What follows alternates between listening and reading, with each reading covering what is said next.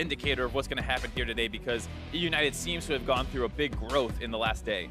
Yeah, and on top of that, you know, you've always talked about the fact that during the best of 5, you get to kind of see the picks and bans unfold between two teams as they learn a little bit more about their strategies. But as you have a multi-day tournament across the weekend, you see that these adaptations have been made already. Phoenix1 banning away the Poppy, which actually wound up being a flex pick for eUnited yesterday. Right, so if you missed the series, they started out with taking it relatively early in one of the games, and they ended up putting it in the jungle. And then the next time they took it, it went up in the top lane. And I think it's actually a relatively underutilized champion right now. We're going to some of the ideas about the passive, increasing your resistances when you are with the W, as well as when you drop below 40% health. You combo that with Gargoyle Stoneplate and all these other items, she actually becomes very difficult to kill as she loses her health. Yeah, and when you play the League of Tanks, it's very difficult to count out the fact that Poppy becomes an unkillable monster in the later stages of the game. But eUnited have been making some of their own adaptations here. They ban away the Elise, which is fairly standard, but they also take the Corki away from Reed. And I was really watching what they're going to do with their last ban there, because I was going to see if they were going to take the Kalista Tristana trade, which is something teams have been kind of willing to do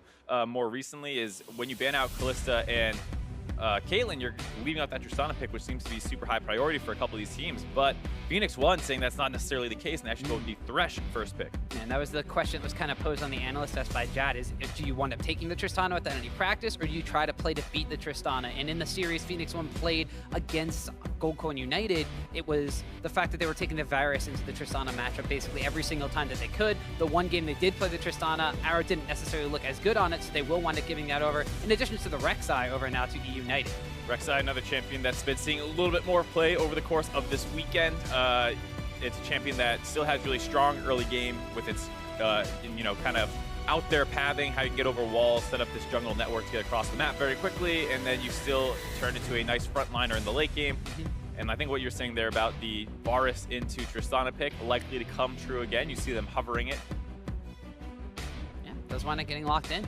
The Rek'Sai takeaway from eUnited is also something that plays against the fact that Mike Young was playing that champion very effectively as well. He's not necessarily known for being one to play a lot of the tanks. So we've seen him play the Nidalee already. We've seen him go into the Elise, which is banned away at this point in time. But the Rek'Sai is one of those tanks that you mentioned. Creative pathing, very early gank routes, has the ability to actually dish out some damage and can potentially become a carry champion, but still itemizes very similar to the tanks. You take that kind of facet away from Phoenix1 by taking the Rek'Sai. Absolutely, and here we see the Maokai pick.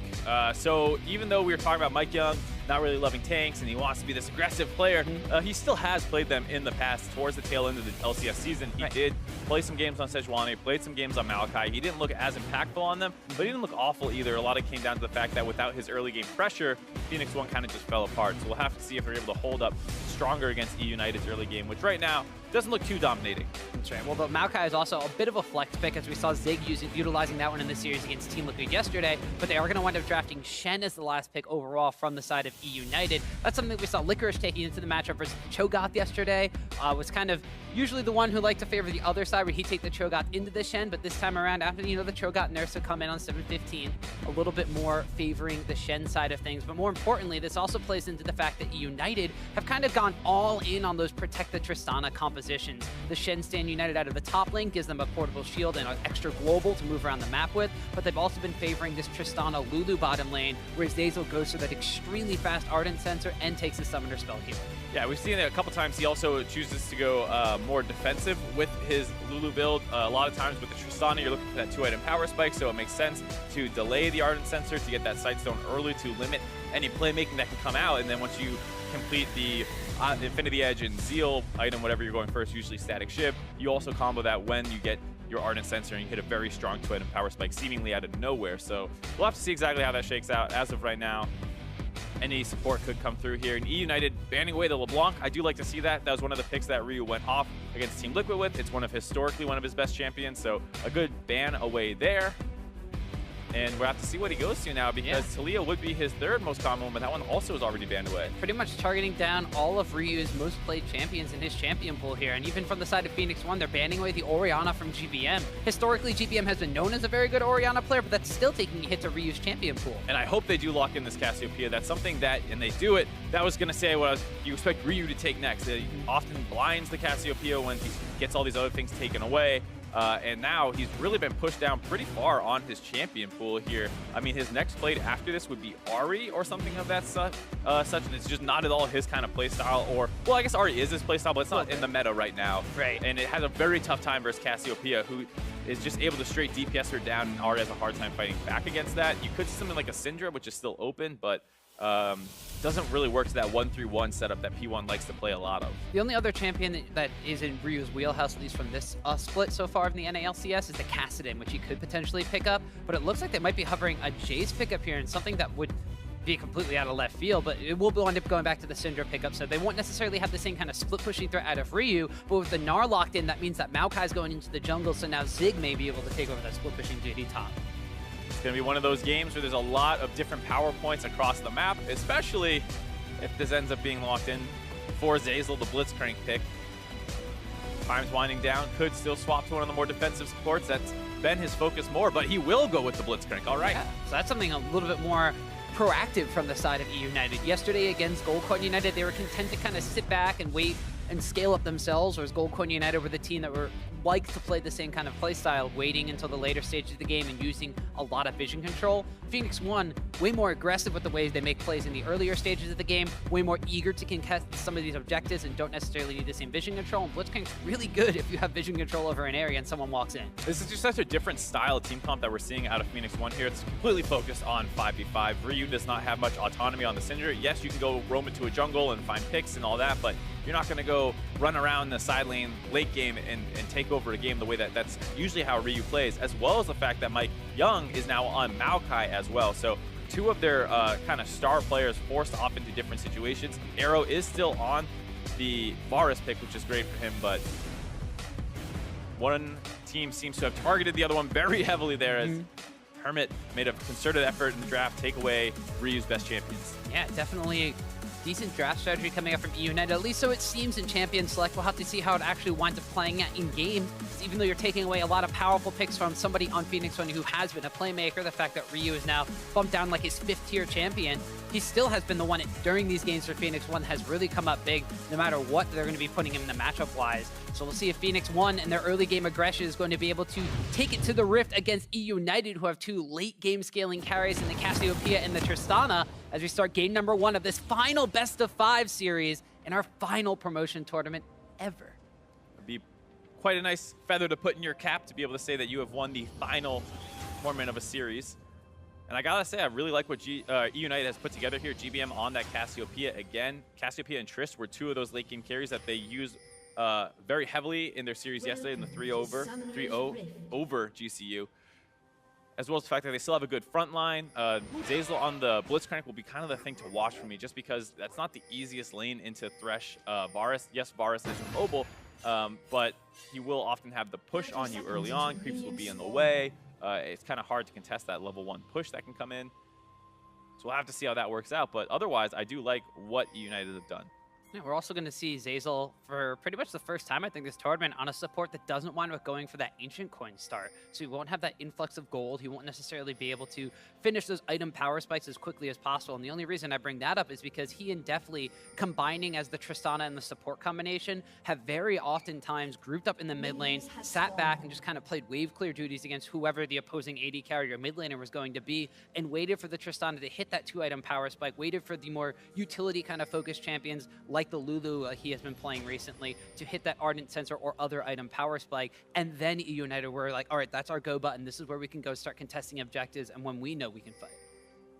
Absolutely, but with that Blitzcrank pick, it does allow them to kind of press that go button a little bit easier, which is nice, especially when Licorice is on the Shen and Dandy is on the Rek'Sai. Your forms of engage are not particularly powerful. And they do have great disengage options, of course, if they try and force onto the Cassiopeia or Tristana. But Blitzcrank does give them that extra dimension when they are vision controlling if they're ahead in the game. We mentioned the fact that Rek'Sai, a jungler who can do some pretty creative jungle pathing, or at least gank pathing, and be starting fairly standard opposite the side of the Rift of Maokai. He started on this blue buff, whereas Rek'Sai was the one starting on the red. big questions are going to be around both of these junglers. A, for the fact that Dandy, we know that he loves playing a more aggressive play style, and he himself has kind of been on tank duty just because of the changes to the jungler meta, and he necessarily hasn't had the same impact as he has on these characters like Kha'Zix, Lee Sin, the same kinds of things that Mike Young. Exactly. I was about to say that they parallel each other a little bit, where both of them are at their best when they have a lot of playmaking and carry potential in their champion pool. And the meta has shifted away from both of them. We've seen Dandy try that Kha'Zix out right when 714 came out. It looked good, but then over time realized it was not really the meta, and both Mike Young and him have kind of ended up trying to balance. We've seen Mike Young still play Nidalee sometimes, but now he's on the Maokai, and just trying to find exactly how to win the game when it's not exactly in your favor. And it'll also be very interesting, just the stories of these two players too, because Mike Young coming into the NA LCS pretty much as a rookie had a lot of hype behind him, especially after Rift Rivals, where P1 really put the pedal to the metal. But now he's opposite the Rift against a former world champion in Dandy. Kind of funny that they're both meeting up in the promotion tournament here instead of potentially something like an NA LCS final or maybe in the world stage. But that is just where we wind up finding these teams right now as we pan back down to the bottom side of the map. Definitely on this Tristana pickup faring a bit better than Rakara did when they were playing against Phoenix1 on the first day of the promotion tournament. Already pretty much even in CS with Arrow, not shoved under his tower. Uh-oh. Ryu's gonna find Dandy in a brush right there. Actually has to pop the Ghost immediately. The red buff ticking on. Dandy's gonna tunnel through. Does not have the Prey Seeker available. Does not want to flash on Burrow onto Ryu. Knows he has the flash up. A little surprised to see eUnited not play that one more aggressive. Both Dandy and GBM are very big playmakers, and with how well that started out, maybe GBM could have gotten range. He is somewhat low on mana, does not have the Ghost to really get in range as quickly as he's taken the cleanse. But either way, they do get that nice chunk out, allows GBM to push in that minion wave, get himself a nice little CS lead up about around 10 right now, and hopefully gets a better purchase off. I do like the cleanse pick out of GBM here. We've talked about the mid lane summoner choice a fair amount.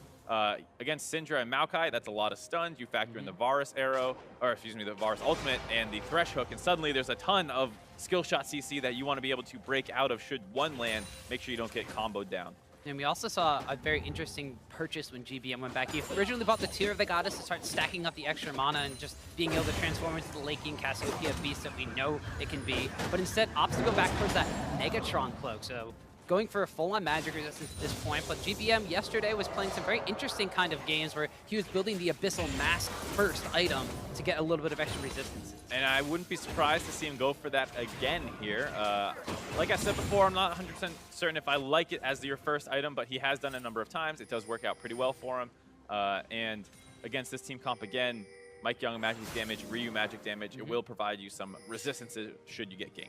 Well, and just in case they start itemizing against the AP, we did see that Tristana has a very successful record, 9-5 in the promotion tournament so far this weekend. So that's a hefty amount of games considering we've only had, 3 best of 5s and it's a 14-game record. Yeah, it's one of those champions that was probably number 3 on a lot of people's tier lists.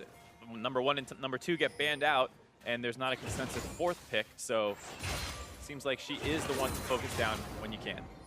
And did see a little bit of invading shenanigans on the bottom side from P1 as now GBM gonna pop that cleanse, get aggressive on Ryu, dumping and dodging in. Does not quite have the mana to finish him off, and Ryu gonna be bleeding out underneath that tower. We do see Dandy wrapping around the other side, but ping from P1, they know he's over there, and Ryu's gonna play safe. Yeah, Ryu got chunked out pretty heavily there. GBM lost a lot of mana going for that trade overall. Hard to get the wave pushing in their favor when he runs low on mana like that, so eUnited don't try and push in and force a dive there. Just gonna go and try and get some counter jungling, some wards down, and GBM lets the wave freeze away from him now, and it's gonna be very difficult for Ryu to play this position out, having to walk forward to get the wave in, but has to be concerned about a potential gank. Yeah, and we do see Dandy waiting in the wings. Potentially gonna be going for this one. The Burrow tunnel comes in, the immediate flash away from Ryu, but a flash follow with the Unburrow from Dandy, and first blood's gonna go at eUnited. You see eUnited making a concerted effort in the mid lane to try and control Ryu, one of the main win conditions for P1 over the course of this weekend. Some early ganks, some early pressure, they win some aggressive trades, and then they camp the mid lane as the wave pushes away. Ryu has no way to get that wave in safely. He's trying to position down to the bottom side there, but it's just such a difficult way to try and survive, because if they go for the flash on Burrow, you don't have time to really flash away in reaction. If you try and flash preemptively, the Rek'Sai still has his flash, and he can just come make a repeat gank. So Ryu does not really have a great option here, just kind of has to hope that Dandy is not there. And as you said, he was kind of shying towards the bottom side because they had vision control from P1 side over there, but Dandy the exact place he thought he was, but the early flash there from Ryu was just an easy follow-up. Huge gap closing potential coming out from Rek'Sai. Now Mike Young looking to get a little counter jungling down, or at least some vision control to see where Dandy's up to, but Dandy has gone back, picked up his Bambi Cinder in addition to his Tracker's Knife, and Cinder just forced the tree out of his jungle. And just to touch on that play a little bit more, because I feel like it's one of those ones where people say, hold on here. Ooh, GBM, flash aggressive play, gets the paralyzing gaze on. He has the Shen standing united, a flash taunt will land, and another kill onto Ryu for Licorice. Talking about concerted effort in the mid lane, once again, GBM being the playmaker just flashes the wall, gets the stun off, as the teleport channels on top. Licorice was able to get that one, and because Zig channeled his TP to try and get involved in that fight, Licorice can actually use his to get back up to the top side, not miss out on that ACS, and not lose any global pressure. Yeah, so eUnited already making moves in the early game, where we thought we were going to be Phoenix1 that were the ones who get early and aggressive in this game. It is eUnited taking a page out of their strategy they did against Goldcorn United in the Challenger Series Finals, where a lot of the pressure was revolving around the mid lane. Goldcorn United came out ahead that time, but now eUnited are making up for it in stride. And this is just a play on the P1 side that you're never expecting him to go for this. I mean, you see him clearing the ward, you knew Mike Young was in your jungle, but GBM knows that as long as that stun lands, they won't have the damage to burst him out, especially through a Shen shield, so it ends up seeming like a 2v2 when, you know, P1 was just expecting a 1v2. And now we have GBM in the mid lane. He's only picked up 2 assists for those kills, but he has gotten himself a decent amount of itemization. He went back and picked up the early Negatron cloak just to survive, but now he's gone back and picked up his Tear of the Goddess as well. So his late game stacking condition is completely online. So disadvantage over Ryu in the mid lane already. You can see him trying to get that as quickly as possible. And as you see already, undefeated in the Protion tournament so far, 2-0 on the Cassiopeia. Each time it's been paired with the Tristana though, and these were both games against GCU just yesterday, but still 5.7 KD is pretty impressive for a player that needs to have stats like that to carry eUnited. Yeah, I think this just goes back down to the draft. You see eUnited making a very focused effort to knock P1 off what seems to have been working for them in the promotion tournament thus far. On the flip side, they also managed to grab their 2 primary carries for themselves that they've been able to win with. So eUnited did a great job of securing themselves what they like playing while limiting P1's options. We'll see how P1 are going to really react to this one, because as we mentioned, by taking Mike Young off of something that is more aggressive out of the jungle, like the Nidalee, like the Rek'Sai, something that can make a lot of plays or just go in and aggressively counter jungle, there hasn't really been much of him on this map so far. And actually, outside of the mid lane, there hasn't been much action on the map in general. And that's actually going to translate onto the bottom side too, where eUnited just get a nice timing of when Arrow and Xpecial have gone back to purchase some items, and they go for a very aggressive Infernal Drake here. Arrow charging up a shot, the piercing arrow will not land, and it is Dandy who secures the first Drake. P1's bot lane does have a small CS advantage, but that's about all they have, and with how poorly the mid lane is going, it spills over down there. They grab that Infernal Dragon, huge pickup for the side of P1, or excuse me, eUnited's late game scaling team comp here. And like you were saying about Mike Young being a little bit invisible, this was the problem that P1 was running into towards the end of the regular season, was when Mike Young can't go into the enemy jungle, skirmish the other guy, the lanes tend to fall behind, they start getting ganked and killed, and Mike Young is on this tank that's waiting to become more relevant to teamfight phase, and it just doesn't work to the team's play style at all. Well, GBM trying to showcase the fact that maybe he wants to be P1's jungler as he continuously goes into the enemy jungle here. Is spotted up by Mike Young, has Dandy around for some support though, as they're just going to wind up clearing out the vision control that eUnited has put down over their red buff area. P1 just trying to make sure that they kind of stem the bleeding at this point. They've gotten a lot of kills and a lot of focus on the mid lane. They've gotten an Infernal Dragon on the side of eUnited. We're 11 minutes in, and it's just a little bit under a 1,000 gold deficit, so it's not like it's an insurmountable lead. It's just eUnited are the ones being extremely proactive in this early game, whereas Phoenix1, normally when they are not the ones making moves early on, are the ones that struggle to close out games.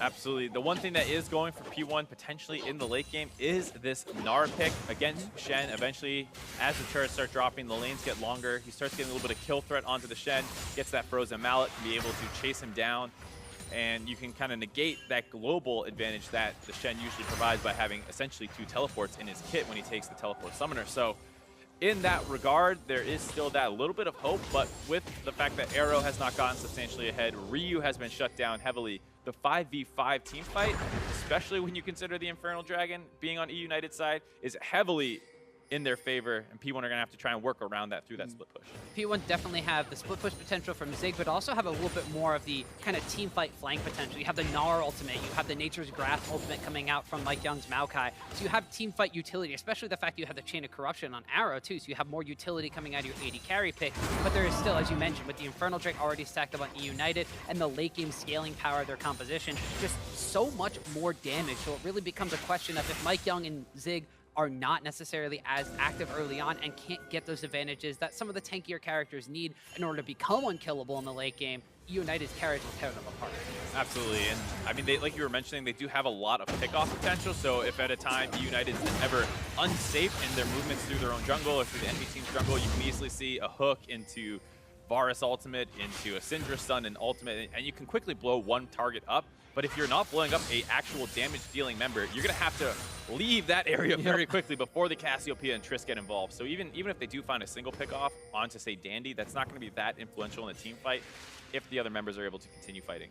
Yeah, we see eUnited's Korean duo of GBM and Dandy getting a lot of vision control around this bottom side area of the jungle. And we see P1 not wanting to relent the pressure over here. Although Zeyzal found himself a hole in the vision, immediately lands a hook on the Arrow. Many flashes come out, including a Lantern coming in from McSpecial. They're going to land the hook back down on the, There's that chase on the Dandy, but the San United from Shen actually gets canceled out because Rek'Sai goes down. Definitely has to hop away. GBM was trying to come around the side, but like you said, chain CC to pick up a kill. That's exactly what we were talking about. P1 are able to get a lot of crowd control down there onto Dandy. Doesn't look like they're done yet, actually. Special charging forward. Ooh, they lanterned in Mike Young, and the flash forward from Thresh will help them lock up and secure a potential kill on Zeyzal. Almost got the arrow there, but Zeyzal goes down. A nice 2 kills picked up by P1 in that bot lane rotation. They grab Dandy, they get the kill. You saw right away, you know, P1 did not want to keep brute forcing that fight instantly. They backed away because GBM was on the backside, but once they spot GBM returning more towards that mid lane, they feel confident that they can take the 3v2 down there on the bot side. They get right onto Zeyzal. A nice extra kill, getting some more gold down onto their bot lane, and hopefully Arrow can start being a pressure point for them on this map.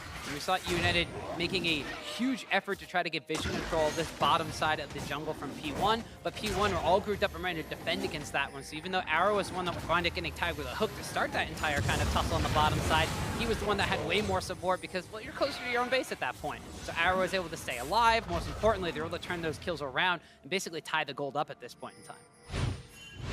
Taking another look at that fight. A good idea out of Dandy and Zeyzal. They grab Arrow, they get the knockup. I don't know if they had any wards or not to throw down to that Lantern, but it was clicked pretty quickly. Would have been hard to react to that. And then you see Varus ultimate, Thresh hook, Maokai W, Maokai ult, so much CC. That was before Ryu even got involved there. It's so hard to live through that. They still almost get Arrow down. P1 does not want to keep fighting necessarily. They just want to stabilize after that. But then once on their wards, they see GBM return to mid lane, especially just forces again down the bot side. So good awareness of P1 to know they can take that fight again.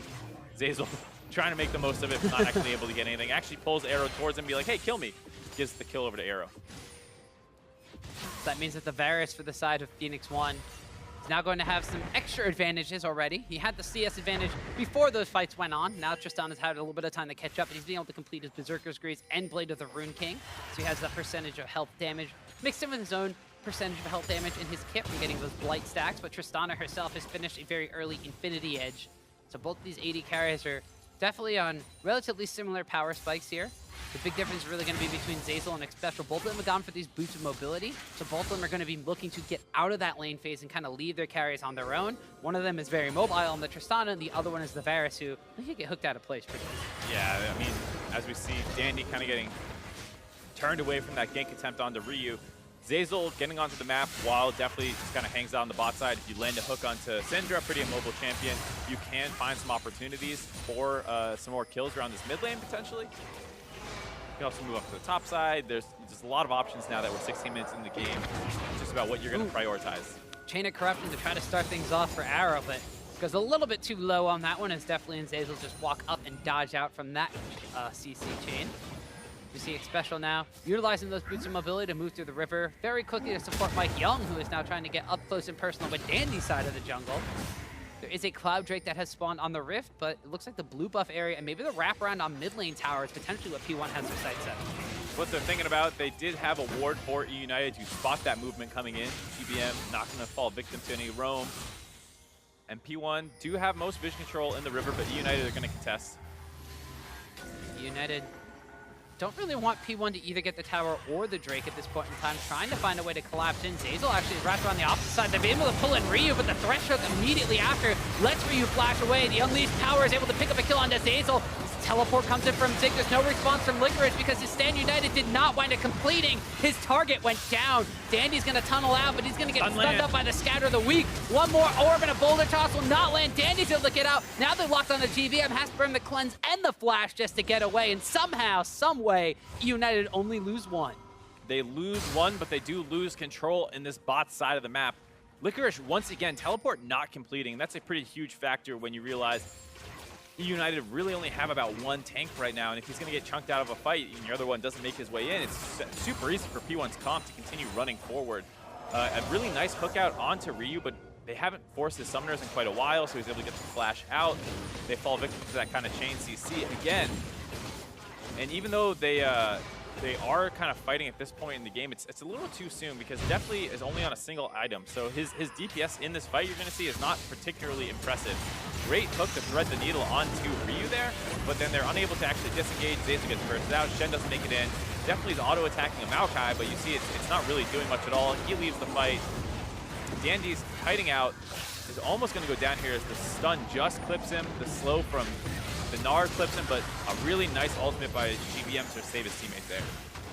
As you said, definitely DPS in that fight, not necessarily the largest. He got 4 auto attacks off, mainly because he walked into the Nature's Grass barrier, was trying to find a way for him to get in, and had to dodge out on the threat hook and the Syndra stun. So Tristana, not necessarily also the fact that when she scales in levels, her attack range scales up. She doesn't have a rapid fire cannon either, so she still has to get pretty close to deal damage to some of these big beefy tanks at CC. It's just a situation where after that 2 kills came back into P1's favor, the lead that eUnited had wasn't that substantial at that point in the game. It's still a situation where if you're going into the late game even, eUnited's comp, yes, is much stronger, but at 18 minutes into the game, not really the case. Varus going to do a lot more than Tristana on a single item.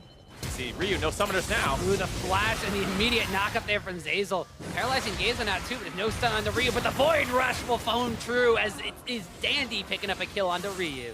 Ryu goes down the mid lane. See if United want to make a push here. Not going to back away quite yet, but not a huge minion wave.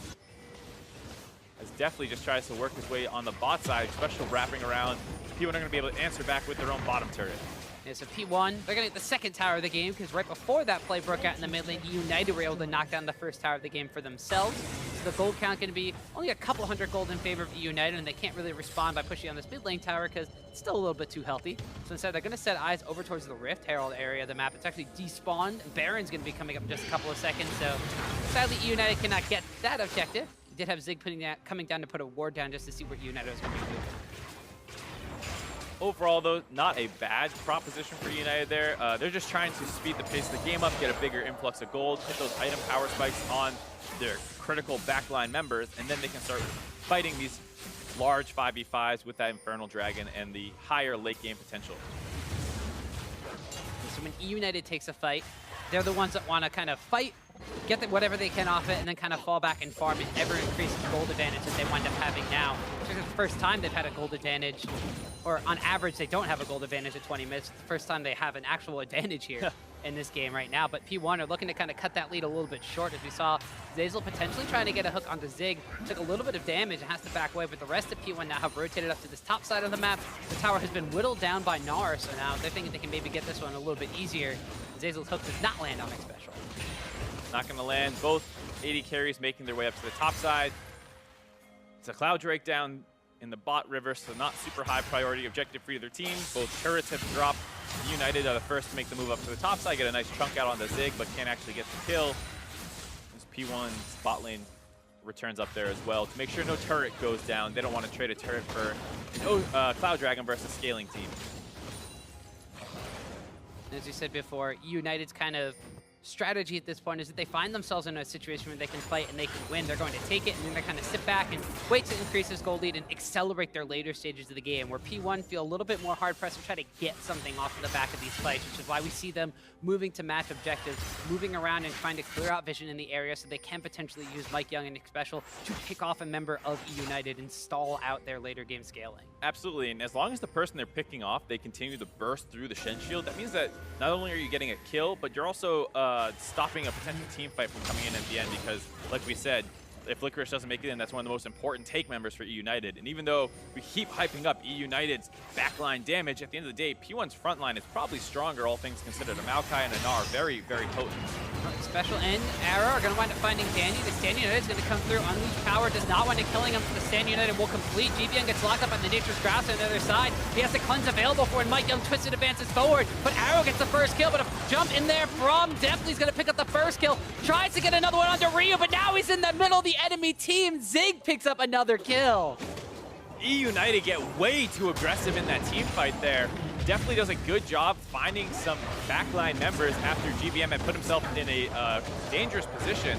They lose that fight, they're going to lose the mid lane turret and maybe more. Gnar from Zig knocks him out of the taunt there, and they land a hook onto Zeyzal, and he's going to get pulled back in. A wallop from Zig winds up standing both of them. The play back from Xpecial. Look at all this crowd control. Zeyzal can't run away, and Xpecial the Thresh. 3-0-4 on a killing spree. eUnited just don't know how to stop the bleeding once something goes wrong. They lose that team fight definitely after getting the kill on Arrow. Buster shots Ryu away there and then keeps jumping forward. Tail end of the fight. P1 are going to push down this turret and they don't want to back away from it. The key person to keep your eye on here is GBM actually. So it starts out onto Dandy and he's going to get chain CC. The Shen ultimate's going to come in though. And then GBM sees an opportunity to hit a really big ultimate here as P1 are kiting through this choke point. But it actually lands onto Arrow. He's going to get away with just a little bit of health left. Definitely flashed in to get the kill, and instead of just auto-attacking Ryu, he buster shots him too early and has to jump forward again to get the kill as opposed to finishing him off and then jumping out towards his tanks. Big misplay out of Definitely in that team fight results in a 3-for-1, and then the front line here just not wanting to back away. They're not going to be scared about diving as they finish off this turret. Licorice and Zeyzal don't have enough damage to threaten them at all, and they're going to give up another couple of kills here on the tail end of this fight and kind of catapult P1 into control of this game. So for P1, we said, hey, when were you going to start making things happen in the earlier stages of the game? While it didn't necessarily happen right from the get-go, it didn't happen with First Blood, didn't happen with First Tower, it happened around the 20-minute mark, where now they were finding themselves in almost a 2,000 gold advantage. So all of the work that eUnited has done through the early game, all of the vision control in the bottom side jungle and all of the early dragon contests that they were trying to do have kind of come up for null at this point, and a lot of that can kind of be hinged on the fact that the bottom side advantages for the map, they were trying to get Arrow ahead. He had an okay CS advantage. eUnited worked on trying to get Definitely back into his own CS lead, but while doing so gave up a couple of kills in the enemy jungle. Now you see a 2-1-3 Arrow, a 3-0-4 Xpecial, so he's, you know, kill securing on the support, but also the fact that they haven't been focusing on the top side of the map, and Zig himself now has gotten himself a Black Cleaver and the Frozen Mallet, so that split pushing threat in Gnar is going to be a big factor against this Shen. I mean, yeah, all things considered, the largest gold lead in the game is Xpecial over Zeyzal, so not the most impactful gold lead that you could possibly have. You can coin gold when you can just kill people. Yeah, absolutely. All that said, though, it is still an advantage for P1 here. Everyone is basically ahead over their counterparts, so there's still a pretty big gold lead. Just have the pressure over this game to try and force objectives more. We were talking about how good the chain CC is for P1, and when they have pressure in the game, they can set up around a Baron and look for pickoffs. So you can expect to see P1 really start forcing aggressively around here. 5 times out of 7, they wind up securing themselves the game victory when they have this lead at 25 minutes. With the Baron, the analyst has raised the questions, and the game's WeCast raised questions too for P1. And now we see Ryu thinking he was safe, but gets hooked out by Zeyzal, and the poison damage from GBM seals the deal on the kill. Huge play out of Zeyzal there, buying themselves more time to continue scaling. They pick off Ryu. This might also buy them enough room to go for a mid turret as well. Instead, going to go for some vision control. And one of the things we were talking about was how well this Blitzcrank pick was going to work out. It's not his usual protective champion, and looks like they want to take the whole arm off after that one little pick. Yeah, eUnited are looking for a very early Baron contest here. The teleport wound up coming in as well from Licorice. As Dandy just staying in his umbrella for him, waiting to see when P1 is going to come in. The Nature's Grass comes out, slowly but surely locking down eUnited. And well, they utilized one of their globals on Shen just to try to start that Baron up and force a reaction from P1. eUnited are just playing with too little patience right now. You get a great pickoff around the mid lane, you have the mid outer turret still available, and what do you choose to do? Teleport into a Baron with 4 members still alive and the smite still available for P1? It's just way too aggressive of a call there. You go take your small advantages, you take your later game scaling, you don't put yourself in a potential 50-50 situation, and you just continue to scale and you keep finding opportunities like that. But eUnited, I don't know if it's desperation or if they're just overexcited in the current situation, but when Zeyzal finds a look like this, which, by the way, great job finding him as he tries to clear that ward out, GBM, nice follow-up, but here, just push this mid lane. You have your Tristana rotating down. Their main wave clear is no longer available. That's a free mid-turret if eUnited choose to go for it. This is shades of kind of the same eUnited that we saw in the Challenger Series finals, where they wound up losing to Gold when they ended 3-1. They were a little bit too trigger-happy on some of the plays that they're making happen, and they're just a little bit too over-aggressive with some of their objective calls. And the fact that GBM at that point in that series wasn't at the point that he is in this specific game was a downfall, because they're able to prey upon the fact that one of those carries wasn't necessarily online. But when you have the utility and you have the ability to wait for those later game carries to scale up and then look for these objectives and look for these fights, you're wondering why eUnited isn't playing very similarly to the way they played against GCU yesterday. We'll see another brush camp here out of eUnited. They're in a good spot, sitting on top of a ward, making me think that they're not in there, but they're in a little bit of a precarious position as P1 jumping up. Oh, but yeah, the paralyzing gaze goes out as Tristana's not in this fight. She's taking the tower on the top side. GBM's the main damage, and he's the main focus as Ryu picks up the first kill to start this one off. Licorice now going to get stunned up and taken down. Dandy flashes in aggressively. Void Rush will find a kill onto Ryu, but now Dandy's put himself in the middle of the enemy team and given a double kill over to Arrow. eUnited pick a 5v5 team fight without one of their members there. Ends up being a 4v5. Definitely not able to get involved in that team fight. And it goes in favor of Phoenix1. Now trying to find more kills. Zeyzal lands a hook onto a special. There's going to be a kill for Depth, but a Gnar against the wall. Locks up the bottom lane to another 2 kills for Arrow. 6-1-3 for this Baron. Great look there by Zig. Trying to be explosive with his playmaking. Gets the flash. Gnar ult against the wall. Stops any potential of definitely snowballing through that fight with some more resets. And this is going to be everything Phoenix1 needs to grab their first Baron of the series. We had question marks around P1's Baron control, but so far against eUnited, those are the ones that have been raising the questions. They go for that very aggressive Baron contest off of just picking off one member of Phoenix1, and Phoenix1 are able to control that area of the map and turn it around. They get the first Baron in this game. Got to give them a lot of props for how they're playing this game out. They're concerned about the Baron control vision, so they have their whole team basically grouped up here, minus the Gnar who can teleport in. eUnited want to punish them for going for this vision control. They almost get down on the Mike Young, but they just go for a full-on engage as the teleports come in, and definitely is just not actually in range. Arrow's in this team fight the entire time. He gets 1 kill there.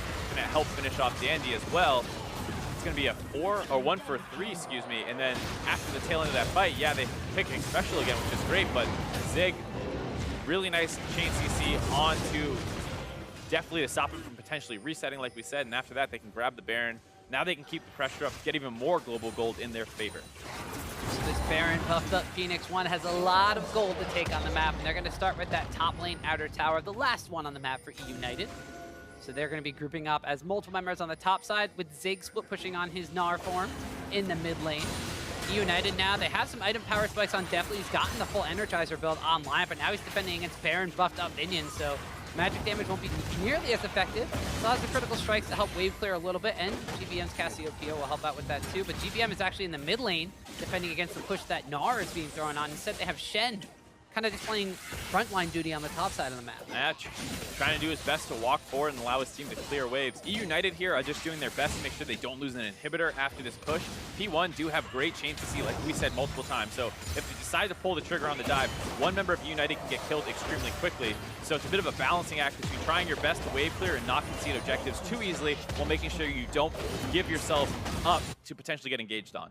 And we also have an interesting situation as that top lane tier 2 tower falls. The fact that Licorice is itemized very heavily for health and some armor. Not a lot of magic resistance, so go figure Ryu, who is now 2-5-4 and has been kind of taken out of the early stages of this game, now completing his Leandry's Torment. His Morello Namicon has the spell penetration duo with the sorcerer's shoes as well. Actually can hurt Licorice more than almost anybody else on the side of P1. Absolutely, and it's kind of strange some of these lane setups that they're going for, keeping GBM in that mid lane. going to have a hard time wave clearing when all 5 decide to group up. Not much line wave clear on the side of eUnited. Here's that engage. They got the scatter the weak stun, and the twisted advance goes out from Mike Young. There's the Nature's Grasp and the Chain of Corruption coming out, and Dandy's the one that actually winds up going down first with the unleashed power from Ryu. They've blocked up on the Licorice. He has to taunt away from absolutely everybody. He did want to join in the fight with Stan United at that time, but his primary target still went down. That's all the ultimates down for Phoenix1, though, as well as the fact that some members got a little low. We'll have to see if they want to keep trying to pressure here, as even though it's a 4v5, Licorice is healed back up, and there's a lot of spells still available. GBM's ultimate up, Deathly's ultimate up. They've gotten 3 towers so far with this Baron buff and found themselves at a 6,000 gold lead, but P1 are not going to let up off the gas this time around. They're going to brute force down this mid lane inhibitor tower. They might actually take the mid lane inhibitor as well. So like you said, eUnited were trying to make sure this didn't happen, and their worst dreams have come true. P1, great Baron execution. They found their look. It was kind of scary as they made their way back under their inhibitor turret, kind of pulling them. That's one of the scary things when you press that Maokai W. You don't know exactly how far you're going to go. But they are so far ahead right now. Their tanks, like we said, their front line very, very powerful. Not actually that scared of ending up underneath that turret. Definitely still has no armor pen currently, so he's not burning through these frontline members as quickly as a Tristana can do late game. He goes for a QSS as well. I feel like at this point in the game, you need to focus more on getting your damage out and positioning correctly than buying kind of a safety net for yourself, because even if you play the team fight perfectly with a QSS, you're still not going to melt through the frontline members fast enough to win that team fight. And we saw a 5,000 gold Baron power play means that there's a lot of money influxing in on the side of Phoenix1. We see Locket of the Iron Solari picked up for Mike Young and his Maokai to help keep his team alive in these fights and dives. We already have a Gargoyle Stoneplate now completed for Zig on the Gnar pickup. So you mentioned the big beefy front line and no armor penetration whatsoever from Tristana. Definitely going to have a very, very hard time hitting through a Gnar who, in mega form with the Gargoyle Stoneplate, not only be literally huge on the map, but also the fact that he has so many resistances will be difficult to deal damage to them at all. Right, both frontline members for Phoenix1 in Zig and Mike Young are over 200 armor, and that's before that extra comes in from that Gargoyle Stoneplate when around 3 other enemies. So, very difficult for Deathly to get his damage out. GBM as well, no Magic Pen. He does have the Abyssal Mask, which will amp his damage a little bit, but once again, you know, both frontline members have a chunk of MR, a little bit more on Mike Young's up around 150. Zig not quite that much, only around 80, so GBM can still melt through some people, but it's only like 1.5 carries completely online. They really need that armor pen on Deathly before they can really hope to win a team fight. Yeah, they really need a front line to be able to protect them whatsoever, but the hook's going to land on Mike Young. He has to take a lantern out. Zazel has to fly for it. The untapped power gets used onto Zazel, but the Blitzcrank will stay alive, so this tower siege situation will continue to go back and forth. Licorice and Zig in the meantime are battling it out on the top side of the map. It looks like P1 will wind up winning at the war of attrition on the bottom side, taking their 7th tower of the game. Just a second. Ran out of minions. They will get it eventually, most likely, as most of eUnited has gone back to their base to deal with those super creeps that have forced their way in from the mid lane. And there you have it, Phoenix1, like you said, grabbing their 7th turret of the game in a great position now. Baron buff spawning in a minute. Another Cloud Dragon coming up. They're just going to grab that one while they have this little bit of downtime before resetting for their vision control around Baron. And we talked about Phoenix1 having some struggles over the course of this game around Baron buff. Definitely has got his last Whisper now. Ooh, actually, Zig, I don't know if you got the memo. The rest of his team is going back here. Gets hooked back in. Has to use the Gnar against the wall. GBM's going to want to cleanse that one out. The Redemption comes in for Nick Special, but definitely League Thor is able to pick up a kill. But P1, they might try to continue this fight. Stan United is down on Zazel just to keep him alive. Now Licorice has joined the fray. Nature's Grasp will go through, but on the backside of the fight, looks like Dandy's gone in. The Void Rush being channeled. He's actually going to want to utilizing that to escape as he immediately flashes away. But Ryu picks up a kill on Zazel. They re-engage. Mike Young is huge as Varus is the one to pick up a kill onto Dandy. Now Ryu's ultimate backup goes on the Deathly, flashes forward, throws him out the force of will, zones the Tristana out of the fight. That just means that P1 can collapse on the rest of the team. Flash, hook, lands on the Licorice, and there's going to be a tank battle on that side. Well, Arrow solos down a Cassiopeia. The rest of P1 are chasing after Licorice. The damage dealers are going straight for the base of eUnited. eUnited find a pick off, but Phoenix1 avenge Zig. They collapse onto the members, and eUnited continued to take that fight. Dandy went in. You saw Licorice looking for potential to get a taunt off. Zazel was walking forward, and once the carries of Phoenix1 got involved, they were able to win that fight, and they're going to try and close the game off of it. Yeah, they have enough super minions in the base here. They do have some respawns coming in from eUnited, though, so they get the second Nexus tower. This should be a focus down onto the Nexus. P1, they did a little bit of damage here. Zazel's Hook is not really going to land on anybody. They're able to kill Arrow off, so there's no auto attack carry left. Ryu now is going to get jumped on. The reset comes in. There was a double kill for Deftly.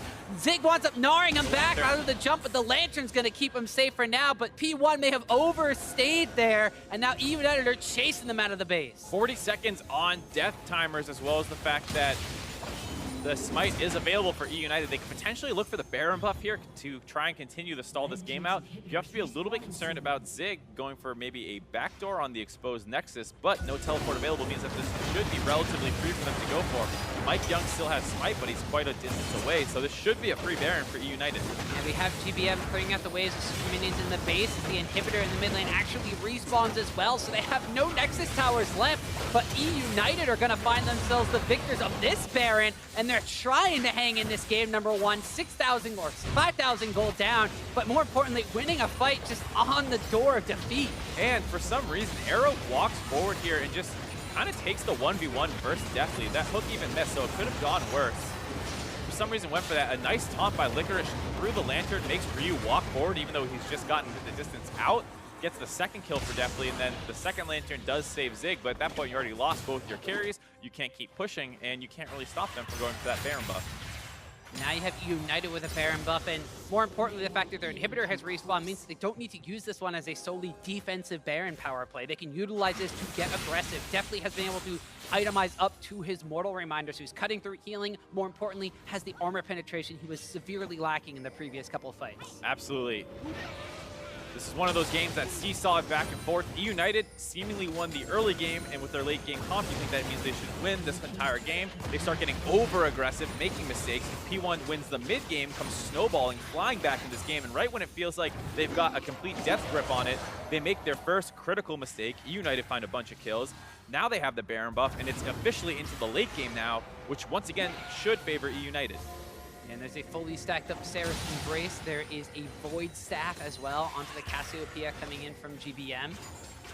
Now it's basically what happens between the two carries of eUnited and the big beefy front line of Phoenix1. So far, they've only been able to kill Zig once and Mike Young 0 times, but now they had the itemization to do so. Right, and they also have Licorice pushing down the bot side with his ultimate available. And one of the things that's been happening in these fights in a way that Phoenix1 can still win this game is if they find a clean engage onto basically any member of eUnited, you have the damage to really burst through Dandy or Zazel. So even if you kill a frontline member instantly, you might still be able to win that fight. We're talking about if you don't get onto the Tristana or the Cassiopeia, they can still kill you, but if Licorice's teleport doesn't complete, then it's still a 3v5 as opposed to a 4v5, and you can potentially win that fight. And the Licorice split push on the bottom side of the map. Haven't seen a lot of it this game so far, mainly because he's kind of been kept down by the Gnar and his own split push capabilities.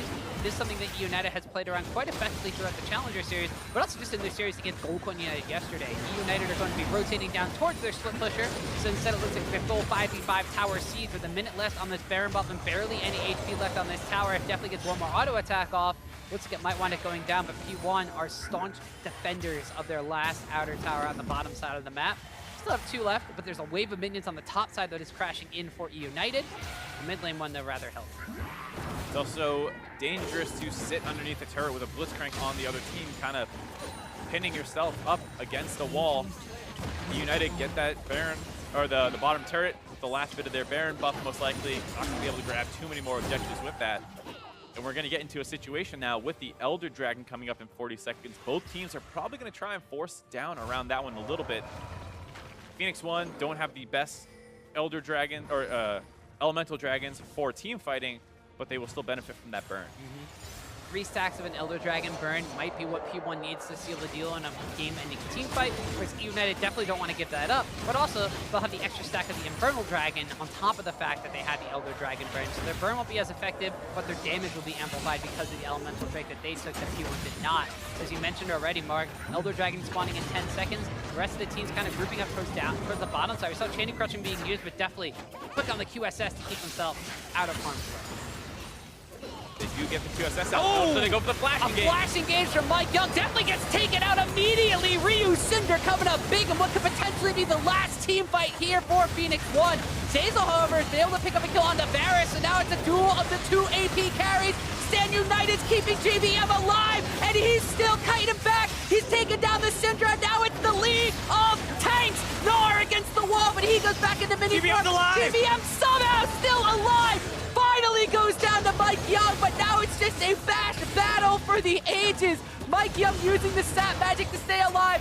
Special basically full health in the backside of the fight, trying to provide any CC. Throws a lantern to his jungler, flays Dandy away. And this is what League of Legends is about, Mark. Nothing but tanks bashing heads against each other after a riveting team fight. Special flashes over the wall. eUnited are on the chase, but the rest of G1 are going to be respawning in base. It's another camp. Hooking over the walls. He put on his dancing shoes for this one, but I don't know if he can get out now that Zeyzal and Dandy He's have the looking for more inside track. creeps. He wants to hook again. Ooh, he dodged on the hook. He went down. We didn't even see it. That was so cool. But now Licorice just come around the backside. Special tries to eat the honey fruit, but he will finally go down. He does a great job of stalling eUnited, though, up on the top side of the map. They will not be able to reset and get that Elder Dragon right away. So overall, pretty smart play out of Special to waste that much time. He is still dead for 40 seconds, though. We'll take another look at this play. A great ultimate onto definitely burns his QSS, and that indicates to them on P1 that we can just go for a flash Maokai ult or W onto definitely. He doesn't have the tools to escape. So as soon as he walks a little bit too far forward, Mike Young pulls the trigger. They get the flash forward follow-up, but this kind of puts them in a bit of a risky spot. Zeyzal finds an angle onto Arrow there, and they trade 80 carries. And then from here, GBM is mostly unfocused in the backside. Zeyzal, after laying that hook, gets an excellent flash knock-up onto Ryu, pins him in place for GBM to melt him down. And then it's just all about doing their best to protect GBM. He eventually goes down. The fight stalls out, but we got another fight coming. And teleport's coming in from Licorice. The hook back down onto Mike Young, but he's got the lock into the Iron Slayer to keep him alive. Elder Dragon is dealing some damage to Dandy as eUnited are being taken down. Though GBM has gone down. A double kill picked up for Ryu. A triple kill picked up for Ryu. P1 have contested the Dragon and may have walked away with the game. Definitely trying to stay alive as long as he can, but Zig is on the chase. He goes mini, gets the hyper proc, the dodge on the boomerang, but Arrow flashes forward. A stun and a scatter the weak. Arrow finds the 4th kill of the fight, and P1 looks like they might be able to take this Bear Nexus and this Game 1 victory. Huge play out of Ryu. It's been the storyline all tournament long. P1 winning off the back of him. He went down in the last fight due to eUnited finding him. This time, he gets the kills on the GBM, and Phoenix1 will take the game. 2, 5, and 3 after the lane phase, after some of those team fights, and Ryu ends up 8, 7, and 8 on the Syndra. But most importantly, the fact that that big, beefy front line, the questions we had around P1, and the fact that Mike Young wasn't making super aggressive plays in the early game, he wasn't getting their lane snowballing into leads. 1, 0, and 21 on his Maokai performance this time. He did not die. Pretty impressive for Mike Young overall. We talked about how sometimes he doesn't get involved enough in the early game, but they got through that part just fine. And he was a huge force in the late game for Phoenix1 there. And overall, this game was one of those ones that feels like got away from eUnited. They had an excellent draft, in my opinion. Yes, Phoenix1 did have better frontline members, but with the focus on keeping Ryu off his playmakers, as well as the in-game attention they gave to him to secure an advantage, it felt like everything was going their way before they got antsy. It felt like they were in control of the game, so they wanted to keep forcing things as opposed to take it a little slower. Phoenix1 finds their way back into the game, and then it's just slightly too much of a deficit to overcome in the late game. Yeah, we saw that eUnited had basically the makings of a game plan in the early stages. They were basically shutting down Ryu in the mid lane. They had Dandy meeting up with GBM to put vision control on the bottom side of the map. Zeyzal was kind of coming up from the bottom side as well. And a couple of early skirmishes that they were trying to take to get the Tristana then ahead off of this advantage they had in the mid lane just kind of fell a little bit flat. And at that point, Arrow was ahead. Yeah, and I think you got to kind of look at just Deftly and GBM's performance overall multiple times. It is tough, to be fair, when you're playing against a team comp like P1's with how many tools they have to catch you out to avoid getting caught out. But a lot of the team fights did end up with one of them dropping instantly in that fight. All right, well, for more on that Phoenix1 win, let's check in with Degon and the analysts. Thank you very much, Tom. And how about that? That was very action-packed there at the end, going back and forth, but Phoenix1 pulls it out. Yeah, I mean, they were the better team, is what it comes down to. We came in saying, hey, the Tristana, heavy late game skilling. Neither of these teams were great at closing out games. So Cassiopeia, Trist on the one side, you think, okay, that's going to be the late game team fight power. It's going to be beautiful. And that's not what ended up happening. P1 ended up kind of playing the overall game better. Yeah, and I do want to call out the Maokai being tremendously better than the Rek'Sai in the late game. So yes, the backline damage dealers of the Cassiopeia Trist is better, but the front line of Maokai is much better than the front line of Rek'Sai, and I thought Mike's Maokai in the later game teamfights was actually really huge. You saw they were basically just trying to execute each other's backlines rather than actually playing like a frontline killing game, and they did that slightly better thanks to some of the initiations they were able to pull off. And both coaches here doing some research on the other team. Corky getting banned out on the opposite side, Poppy getting banned out, and that's what allowed something like a Maokai to come back in the third pick here for Phoenix1. But it wasn't all roses here for Phoenix1 because Ryu did get stopped pretty early on. A lot of pressure put in that mid lane. Yeah, and you heard Mark say it right towards the end of that cast where it was eUnited who was in control for a little bit, and they were smashing after they killed Ryu twice and took the Infernal Drake. You can see the focus Dandy put into that mid lane, where Mike Young was really nowhere to be found, getting one summoner, coming back, getting the other, saving his flash the whole time until he can use it to secure the kill. So good ganking from Dandy in the early game. A very smart play right there. This one's funny because the trade of stun, Syndra wouldn't have been stunned if she didn't turn back for the E, but Cassius is better.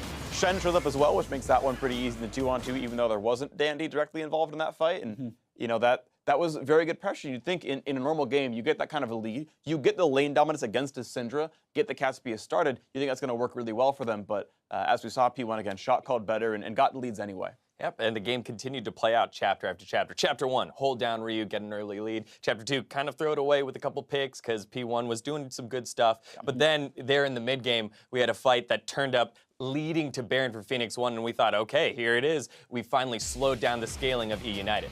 Yeah, and they used so much at the start to try and kill Dandy, but essentially take him out of the fight. And this fight was a little bit decided by Deathly's Trist getting a little bit too ambitious. This was a nice rocket jump in, but then underestimated the damage, was almost relying on a crit that he didn't get with any of these auto attacks, and then that means he falls, and it allows P1 to use all their CC to continue this fight forward. Yeah, and the chase ends up being pretty good as well because they just shove into the lane, and I think they actually handle this fight pretty well because they are such tanks, they can kind of sit around under the turret, but actually once the play comes in, they can turn back to kill the turret first, and then they go for the continued chase to make sure they're not overdoing the dive. And the fact that they make the choice to go for the Blitzcrank, not the Shen, he's the easier champion to kill, and they make that happen. Yeah, and one thing that is hurting these teams is their mid-fight or after-fight decision-making. We saw numerous times during these games where a fight was over. It did not need to continue, but one team decided to stick around, or one team decided to push harder, and that's what actually swung the game wide open or back. I mean, we nearly saw a failed Nexus rush by Phoenix1 that pretty much gave over Baron buff that could have swung the game back in eUnited's favor. So by no means are these reliable victories by Phoenix1, and I think that's been true this entire weekend. And a lot, almost the entire season, the entire LCS season, they've made changes to find the person that could be the shot caller, that could be the confident one who knows what the right call is. And it seems like everyone on the team knows what the right call is, but no one is definitively saying, this is what we're doing no matter what. Yeah, and you can see that little bit of hesitancy in Phoenix1. They're 4 seconds delayed to moving towards Baron. It got a little better today with their first Baron where they made the peel off and got the great Gnar ultimate into the wall. Yeah. But even listening to some of their comms, which we got from the LoL Esports highlights on YouTube channel from yesterday's series, the Baron throw they did in Game 5 was because they got 1 or 2 kills and said, Baron, and everyone went there. But then they just easily got collapsed on and aced by Team Liquid. So that's something that Phoenix1 needs to do well if they want to win today. Yep, and they're going to have a lead here on the opposite side, though, for eUnited. What do they need to do to get themselves back into the game, do you think, they're Freak? I mean, I think they got to play just a smarter game, which I know sounds super vague, but, like, this is a comp that, okay, yes, Maokai is scary, sure, and you've got to find some way to cut down the healing, but thankfully you've got a Cassiopeia who can do that. You can get the Melanomicon. They should be able to win team fights. Like, by lining up properly, you've got a Shen front line, like, Blitz isn't bad. Rek'Sai can hold the front well enough. Like, Trist and Cassius should be self-sufficient enough to handle, like, a Maokai jumping on you. And you need to play smart enough to not get picked off by a Syndra. You know, the very last team fight, or the one before that, was definitely just not respecting Maokai into Syndra. It's like you don't get to make that mistake against good players when they're going to flash twist advance you into, you know, Cassiopeia presses R. Either you find a way to put in a Maw of Immortus in your build, or you get a locket from your team to actually hit the active in time. But it's, if anything else, it's just team fight actual decision making that's going wrong. That I think compositionally, Maokai or not, probably should still be won by eUnited, and they're playing it wrong. Yeah, really quickly, I just want to say less is more. These teams are not pulling off plays cleanly enough that I think you wait for them to overextend and then you try and make your move. I think eUnited is going to pick a better scaling team, and they need to wait more. They're trying to make too many plays when they don't have to. All right, well, thanks, guys. We're headed for a quick commercial break, so recharge, refuel, but make sure you return for Game 2 of eUnited versus Phoenix1. You're watching the final promotional tournament.